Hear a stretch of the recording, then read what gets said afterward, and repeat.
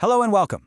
Today we are going to dive deep into one of the most beautiful and, I think, profound poems in all of Chinese literature. It's Su Shi's Ode to Red Cliffs, and it's really a journey, A journey into the mind of a true genius as he grapples with time, ambition, and just the sheer scale of history itself. Right. And it all really comes down to this one single powerful idea. Life is like a dream. Now that might sound simple, but it's not just some poetic little phrase. It is the central philosophical question that drives this entire masterpiece we're about to unpack. So first things first, let's meet the man himself, Su Shi. It's so easy to think of him as this legend carved in stone, but you have to picture him as a real person. He was, and I'm not exaggerating, a true Renaissance man of his time, a brilliant poet, an artist, a high-ranking official, but, and this is key, at the exact moment he sits down to write this poem, he is facing a deep, deep personal crisis. Yeah, and that crisis is everything. The poem is written in 1082, Su Shi is 45 years old, and he's living in exile. Think about that. He's been banished to this backwater place because of a really nasty political scandal, the Terrace Poetry Trial, where his opponents actually used his own poems as evidence to take him down. So here you have this man of immense talent who feels like his life is just slipping through his fingers. His ambitions are completely crushed, and that deep sense of melancholy, that's the engine of this entire poem. Okay, so with all that in mind, let's get into the poem. Listen to how it opens. In the original Chinese, it starts with this incredible, vast, flowing sound. The great river flows east. And the line continues with this powerful, sweeping rhythm. 浪淘尽，强骨风流人物. Its waves have washed away all the heroes of 1,000 ages. Okay, let's stop there for a second. What's so amazing about this opening is how quickly Su Shi sets this epic philosophical stage. That river, the Yangtze, flowing east, it's not just a river, it's an unstoppable metaphor for time itself. And that phrase, washed away, it's so potent. It suggests that even the greatest, most legendary heroes are completely powerless, just swept away by this current.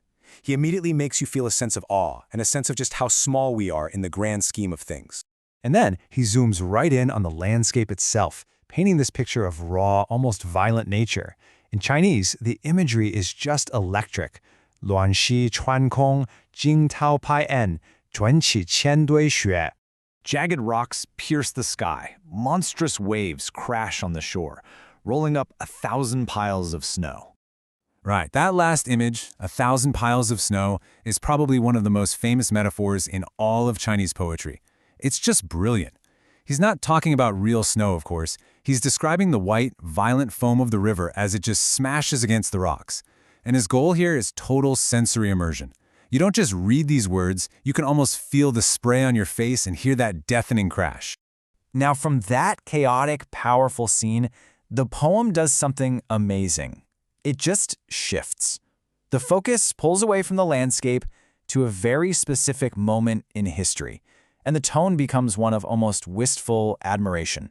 遥想公瑾当年，小乔出嫁咧，雄姿英发。 I think back to Gongjin. In those years, newly married to Xiao Cao, heroic and brilliant. So who is this Gongjin he's talking about? Well, this is Zhou Yu, a legendary general from the Three Kingdoms period in China.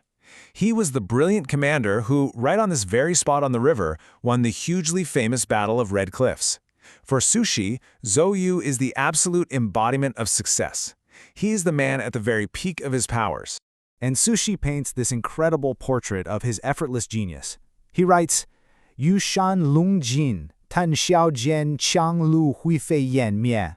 With feather fan and silk turban, between talking and laughing, the enemy masts and oars turn to ash and smoke. This is such a cool image because it shows us the ideal hero. Zhou Yu isn't some brute warrior covered in blood. The feather fan, the silk turban, these are symbols of a scholar, a calm strategist. And that line, between talking and laughing, it suggests he destroyed an entire enemy fleet, one of the biggest naval battles in history, as if it were just a casual chat. So what Su Shi is doing here is crucial. He's painting a perfect picture of the absolute peak of human achievement. Youth, love, victory, this guy had it all. But then, just as we're lost in that image of glory, the poem snaps us right back to the present. The tone becomes deeply personal, almost heartbreakingly sad, as Su Shi writes. 故国显游，多情应笑我，早生华法。 My spirit wanders this ancient land. You should laugh at my sentimentality, for it has whitened my hair too soon. And there it is. That's the emotional core of the whole poem. He sets up this absolutely brutal contrast. On one side, you've got the ideal, Zhou Yu, the young, victorious general who literally changed history. And on the other side, you have the real, Su Shi himself, a middle-aged, exiled official with graying hair, feeling like his entire life has amounted to nothing. It's that painful gap between the glorious past and his own disappointing present that he is wrestling with right here. So this brings us to the poem's philosophical conclusion. Faced with this painful reality, Su Shi offers a kind of resolution in these final, famous lines. 人生如梦，一转海泪江月. Life is like a dream. Let me offer a cup of wine to the river moon. Life is like a dream. It's just this moment of profound acceptance. He realizes that in the grand scheme of things, both the glories of Zhou Yu and his own failures are, well, they're fleeting, they're dreamlike. And that realization kind of strips away the bitterness, and it leads him to this universal question that, honestly, still hits home today. When the fire of your own youthful ambition starts to die down, where do you find your meaning? And really, that's the ultimate takeaway here. Su Shi couldn't change the fact that he was in exile. He couldn't turn back time and stop his hair from graying. He couldn't become Zhou Yu. What he could do was change his perspective. By raising a cup of wine to the river and the moon, these timeless, unchanging elements of nature, he finds a sort of peace. His solace isn't in worldly success, but in cosmic perspective. And that leaves us with a question to think about. What, in our own lives, is our river moon?